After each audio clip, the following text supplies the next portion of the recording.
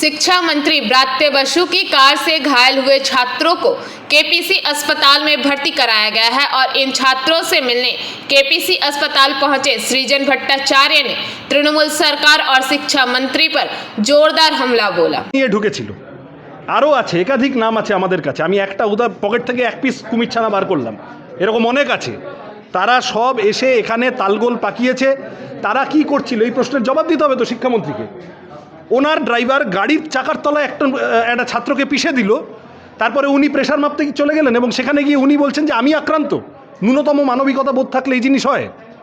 গোটা তৃণমূল কংগ্রেস দলটা একাধিকবার, এবং কালকে সন্ধ্যা থেকে যা হচ্ছে বামপন্থীদের পার্টি অফিস ভাঙা শুরু হয়েছে রাজ্যের বিভিন্ন জায়গা থেকে, তাহলে এই গোটা দলটা অগণতন্ত্রের চাষ করে, গোটা দলটা স্বৈরাচারে বিশ্বাসী।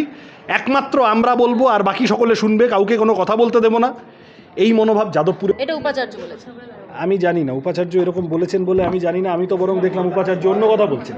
যাই হোক, কিন্তু কথা হচ্ছে যে যদি এরকম কথা মনে হয়ে থাকে উপাচার্যের, এই যাদবপুর বিশ্ববিদ্যালয়ে একাধিক এই ধরনের ঘটনার ঐতিহ্য আছে, ইতিহাস আছে, যে উপাচার্য ছাত্রদের ডেকে কথা বলছেন এবং ছাত্ররা, শিক্ষাকর্মীরা, অধ্যাপকরা, গবেষকরা, administration including the vice chancellor, তারা সবাই মিলে যাদবপুরকে সুসংহত রাখার, শান্তিপূর্ণ রাখার একটা যৌথ প্রয়াসে লিপ্ত হচ্ছেন। এই ইতিহাস বারবার আছে। আমি নিশ্চিত এই উপাচার্য শুভবুদ্ধির পথে চলবেন, তৃণমূলের পথে চলবেন। উনি বলেছেন ছাত্রছাত্রীদের শুভবুদ্ধির উদয় হোক, আপনি বলছেন প্রিন্সিপাল।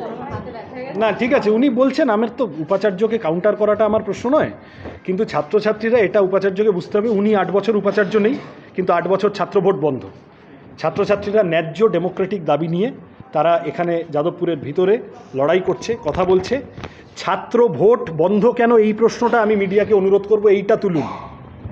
এই যে কালকে থেকে চলছে শিক্ষামন্ত্রীর প্রেশার বেড়ে গেছে, এরকম তালগোল পাকাতে গেলে এইসব হয়, কিন্তু আসল কথা হচ্ছে ছাত্ররা কেন কথা বলতে গেছিল, ছাত্ররা কেন হিউম্যান চেইন করতে গেছিল, ছাত্ররা কেন মেমোরান্ডাম জমা দিতে গেছিল, ছাত্ররা কেন ত্রিপাক্ষিক বৈঠকের কথা বলেছে।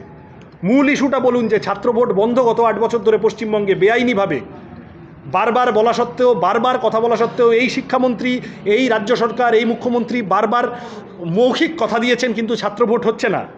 তার ফলে বিশ্ববিদ্যালয়ের ভিতরে ছাত্রদের স্বার্থ ব্যাহত হচ্ছে।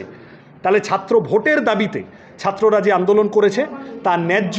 ছাত্র ভোট করতে হবে, দ্রুত করতে হবে, এবং শিক্ষামন্ত্রী যদি ন্যূনতম মানবিকতা বোধ থাকে সর্বসমক্ষে ক্ষমা চেয়ে দ্রুত ছাত্র ভোটের ডেট দেবেন। Bureau report, PBTV news.